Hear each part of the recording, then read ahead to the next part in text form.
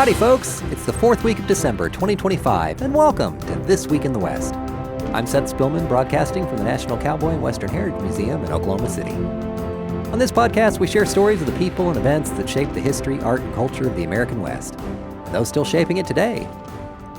He was on an obsessive race against time, progress, disease, and the actions of the United States government. And during all that time, George Catlin could not and would not stop painting. The result was his legacy. Hundreds of paintings of Native American tribes before their lands and cultures were impacted by Western expansion. George Catlin knew his work deserved a place in history when he died this week, December 23, 1872. Catlin was born in Pennsylvania in 1796 to a family that wished he'd choose anything but painting. They nudged him towards the law, and he gave it a try, but his heart belonged to art. After a short, reluctant stint as a lawyer, he quit, picked up his brushes, and soon made his way as a self-taught portrait artist. The frontier had always tugged at Catlin's imagination. He'd grown up hearing family stories about Native people living beyond the young nation's borders, and he was just a boy when Lewis and Clark showed America what lay west of the Mississippi. As he got older, he felt a pull to see it for himself. So in 1830, he packed his bags for St. Louis and sought out William Clark, the superintendent of Indian Affairs, who encouraged Catlin's bold idea to paint as many native tribes as he could. Catlin also knew time was running out. Disease, settlement, and government policies were already pushing Native people westward and wiping out the great bison herds. He feared their way of life might vanish before the rest of the world ever truly saw them. Over the course of several years, Catlin visited more than 50 tribes, including the Sioux, Blackfoot, Crow, and Cheyenne. He traveled as far as the plains and the Rocky Mountains, sketching and painting hundreds of portraits and scenes of everyday life. Catlin said, "If my life be spared, nothing shall stop me from visiting every nation of Indians on the continent of North America." When Catlin painted, he treated his native sitters just as he did his Philadelphia customers. His portraits showed them looking straight out at the world, wearing traditional dress, often holding objects meaningful to their lives. By 1832, he'd traveled thousands of miles up the Missouri River, sometimes retracing the trail of Lewis and Clark, to add even more portraits to his growing gallery.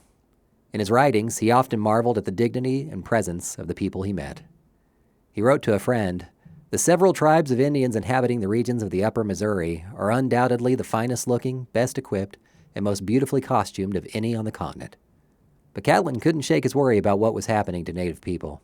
His work in the early 1830s unfolded alongside the Indian Removal Act and the forced relocations that followed, including the Trail of Tears. By 1837, Catlin had painted more than 500 works and gathered them into what he called his Indian Gallery. He toured it through Europe to good crowds, but back home the interest just wasn't there, and the setback pushed him deep into debt. Hoping to save the collection, he tried again and again to sell it to the U.S. government, but Washington never bid. By 1852, with bills piling up, he was forced to sell the original gallery, now 607 paintings, to industrialist Joseph Harrison, who stored it in Philadelphia. For the next 20 years, Catlin devoted himself to recreating what he'd lost, producing more than 400 new works.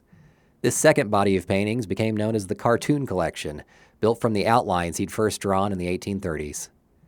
Catlin died on December 23, 1872, at age 76. 7 years later, the government finally purchased the original Indian Gallery for preservation. Today, it's part of the Smithsonian's collection.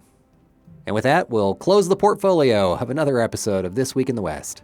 Our show is produced by Chase Spivey and written by Mike Kaler. Follow us and rate us on Apple Podcasts or wherever you hear us. That'll help us reach more people. You can follow us on social media and online at thecowboy.org. Got a question or a suggestion? Drop us an email at podcast@thecowboy.org. We leave you today with the words of historian Brian Dippy, who has written extensively about Catlin. For all of the criticism of Catlin, especially the modern, rather trendy critique that he was an exploiter, his legacy was absolutely priceless. He was a dreamer, but he knew that one day posterity would demand a visual record of the first Americans, and he created it. Much obliged for listening, and remember, come find your West here at the National Cowboy and Western Heritage Museum.